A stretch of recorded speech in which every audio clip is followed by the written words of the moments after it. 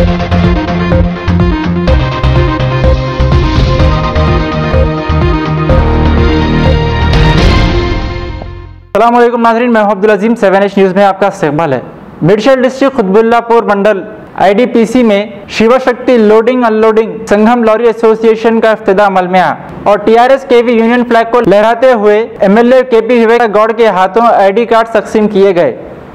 इस मौके पर Madan Goud, ZPTC vice chairman Prabhakar Reddy, corporator Rahul Seshagiri, Nagaraj Yadav, Ismail शामिल हुए। मोहम्मद अनवर की ये रिपोर्ट।